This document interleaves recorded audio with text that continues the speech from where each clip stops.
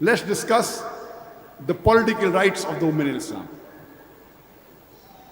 The same verse I quoted earlier of Surah Tawbah, chapter number 9, verse number 71. وَالْمُؤْمِنِينَ وَالْمُؤْمِنَاتِ بَعْضُهُمْ أَوْلِيَاءُ بَعْضٍ. The believing men and the women, they are supporters unto one another. That means not only socially, they even support each other politically.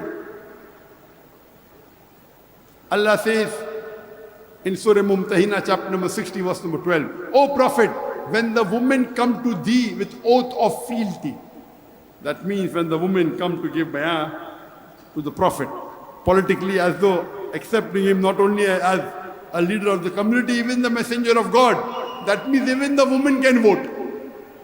The women are giving the oath of fealty to the Prophet, far higher than voting in the modern system. There's an incident which is mentioned that once when Hazrat Umar, may Allah be pleased with him, was discussing regarding should the women were demanding too much mahr. So he was discussing that should he put an upper limit for the mahr. So a woman from the back seat, that means a normal woman, even her name is not mentioned in the hadith. She objects and says, who is Umar to put an upper limit when Allah has not put an upper limit? Allah says in the Quran, in Surah Nisa, you can even give a mountain of gold in mahr. So who is Umar to put an upper limit? Umar says, Umar is wrong and the woman is right. That means the woman took an objection to the breach of constitution. Quran is the constitution. A normal woman objecting to the Khalifa. Who are you? When Allah said in the Quran, you can give a mountain of gold in mahr. Who is Umar to put upper limit? Umar says, Umar is wrong. The woman is right. So this was in brief regarding the political rights. And women even took part in battlefields. There's a full chapter in Sahih Bukhari that women taking part in battlefields, they act like nurses, they give water to the Sahabas. And there's a specific incident when there were few people who protected the Prophet when he was in danger. And one of them was a lady by the name of Nasiba. And while protecting the Prophet, she fearlessly protected the Prophet and got injuries and wounds. And the Prophet praised her for her bravery. Imagine a woman, a Sahabiya, protecting the Prophet. So in Islam, this was in brief regarding the political rights of the women in Islam. In Islam, men and women are equal, but equality doesn't mean identicality.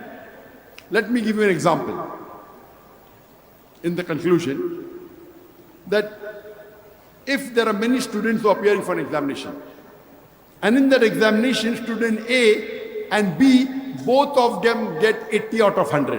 When we analyze the question paper and the answer paper, we realize there are 10 questions, each carrying 10 marks. In answer to question number 1, student A gets 80 out of 100. So student A gets 90 out of 100. And student B gets 70 out of 100. In answer to question number 2, student A gets 70 out of 100 and student B gets 90 out of 100. In all the remaining 8 answers, both of them get 80 out of 100. Or if the question mark is on 100 marks, if the question full examination 100 marks, student A in answer to question number 1 gets 9 out of 10, student B gets 7 out of 10. In answer to question number 2, student A gets 7 out of 10, student B gets 9 out of 10. In all the remaining 8 answers, both of them get 8 out of 10. If you add up, both get 80 out of 100.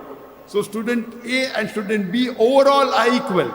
But in answer to question number 1, student A has the degree of advantage. Because he gets 9 out of 10, student B gets 7 out of 10. In answer to question 2, student B has the degree of advantage. Because he gets 9 out of 10, student A gets 7 out of 10. But overall both are equal. So similarly in Islam, men and women are equal.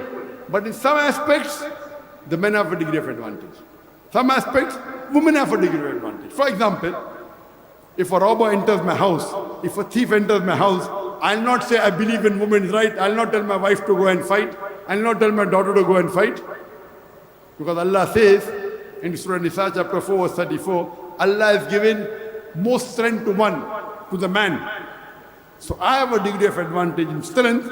So if a thief comes, I will go and fight. I'll not tell my wife or my daughter to go and fight.